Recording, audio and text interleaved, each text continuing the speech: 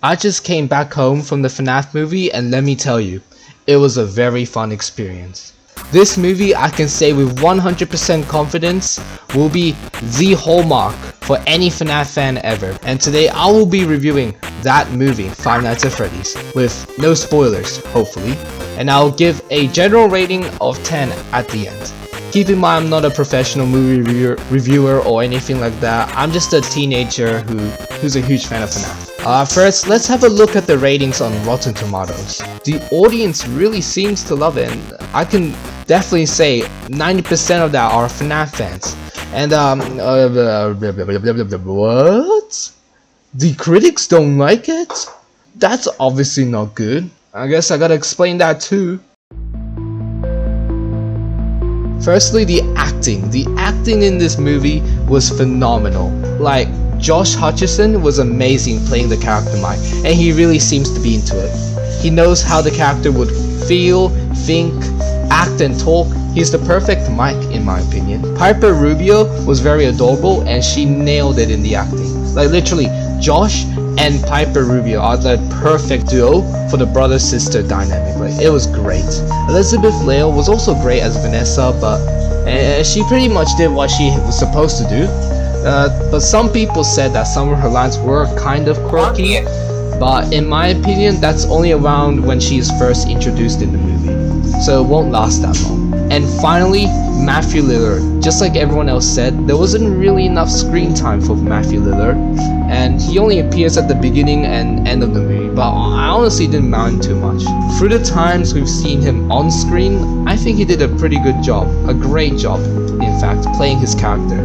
I didn't actually watch Scream, but he felt like a perfect William Afton. And let's all be honest, we all knew he was going to be William Afton in the movie. He was crazy, calm, insane, controlling, but also quite menacing, and he has all those elements which I think creates a perfect William Afton. Real quick, the animatronics were superb.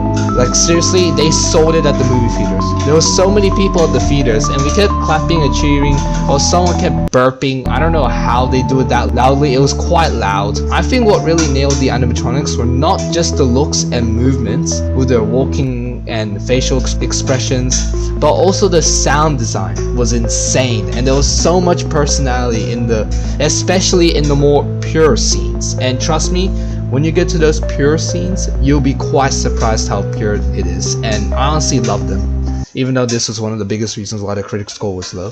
The sound design with the animatronic footsteps and robotic movements really made some scenes intense when the time comes. Anyways, let's move on to the plot. The plot was one of the biggest things that the critics hated, and in all honesty, they've got to be out of their mind. Alright, editor me here, and the things I'm about to say for this part may be a little bit too overboard in me being biased and all that, so I want you guys to keep in mind that I understand why the critics didn't really like the plot. It was quite different from what they expect, and it is kind of confusing to understand, but I don't really know how to see it as confusing and all that, because since I'm a FNAF fan and I'm used to this sort of thing, so whatever I say here might be a little bit too overboard. Like, true, maybe since I'm a huge FNAF fan, I got to understand the plot better. But no, seriously, if you're thinking the plot could be something super complicated and out of this world, you're so freaking wrong. Like, to me, it's a simple plot that might be a little bit too slow to get to, but also a plot that will make sense in the FNAF universe. It is a very unique and interesting plot that will definitely not make you bored at all throughout the whole entire film. Like some people say in the reviews, I did not I did not wink a single bit during the movie. There are some things that are unanswered, but it doesn't really affect the plot at all. Like, seriously. You can just imagine those questions being answered in the sequel. But then again, this is just my POV as a huge FNAF fan since 2016, and this plot may be confusing to early FNAF fans or just people who know a little bit of FNAF. But seriously, it's not a hard story to follow. Like, come on, if you just pay attention to what's going on the screen and what the characters are saying, especially that, then you'll easily understand the storyline. Easily. The ghost children, I also have to say, also play a bigger role than you think. and it was great. Like it was great. Even the person I went to the movie with, who I can assure you is not a FNAF fan and doesn't even know anything about FNAF, understood the story. Like, come on. Basically, if you're a hard-headed person who can't accept the fact there are actual spirits in these animatronics, then you're not gonna like the story. One more thing, a lot of people said there were gonna be a lot of Easter eggs, and there were some, but honestly, I couldn't really find any besides the cameos and the obvious ones. Maybe when I watch it at home, I could spot more, but yeah, moving on. The horror in this film is pretty non-existent, I have to admit. It's more of a thriller movie, which means it focuses more onto the story rather than the actual horror or intensity. But there are many moments where the animatronics get to shine, and shine really bright they did, because they put so much intense and pressure onto my heart aching for their love. They were so freaking cool. The gore in this movie was also not bad, like for a PG-13 movie. I thought there was gonna be a lot less gore, but hell nah. There are two particular scenes where they got to show off the gore, and that was the best gore they could do. And honestly, it wasn't that bad. Like come on, it wasn't that bad. It was still quite effective, I have to say. It was still effective. It's not as bad as let's say The Nun 2, Nun.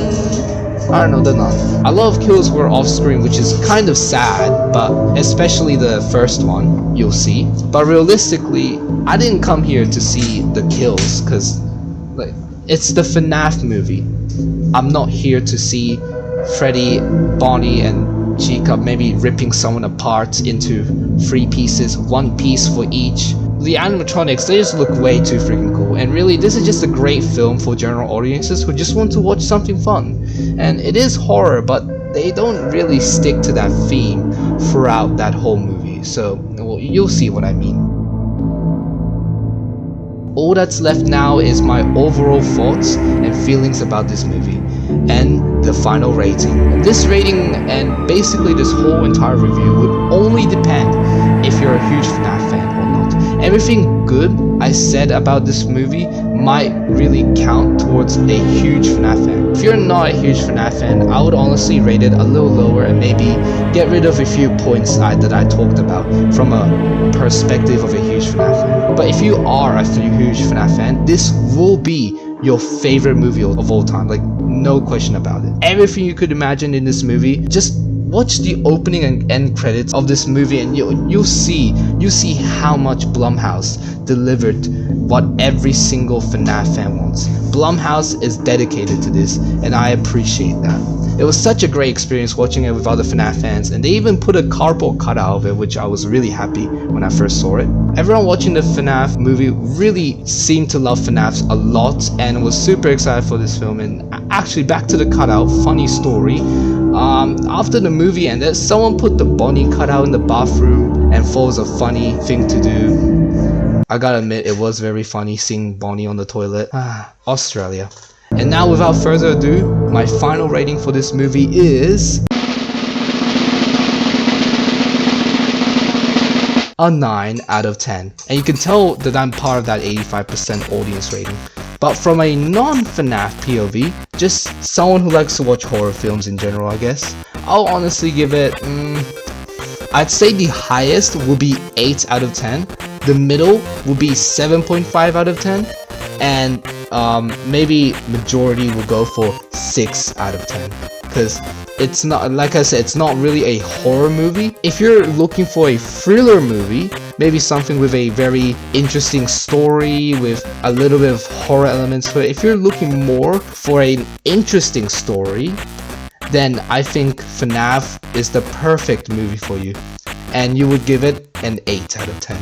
The plot was just, it's unique, it's interesting, it's nothing like any other horror film have done unless you have these elements of FNAF. The acting was fitting for this movie, and of course, the animatronics were gods. To every minute detail of these lovable characters, I think really the only way you could hate this movie is if you were expecting a super scary horror movie. This movie isn't that scary. Like I said just before, like a few seconds ago, it's a thriller movie, is what I think it is. It's intense and very action-packed, with a good story. The plot is horror related, but it's not what general audiences could expect or easily just accept if you're looking for horror. Really, if you hate this film, just go watch Sinister or something. Sinister is a pretty good horror movie. It's scary. Don't listen to the critics too much. They praised the original Exorcist, and I found that movie boring and not that scary. Not that scary. It was scary, but not that scary. If one of you guys are a huge fan of The Exorcist, I'm sorry, but I found it boring. The Exorcist Believer, in my opinion, was better. And you guys are definitely never gonna trust my review on this after hearing that.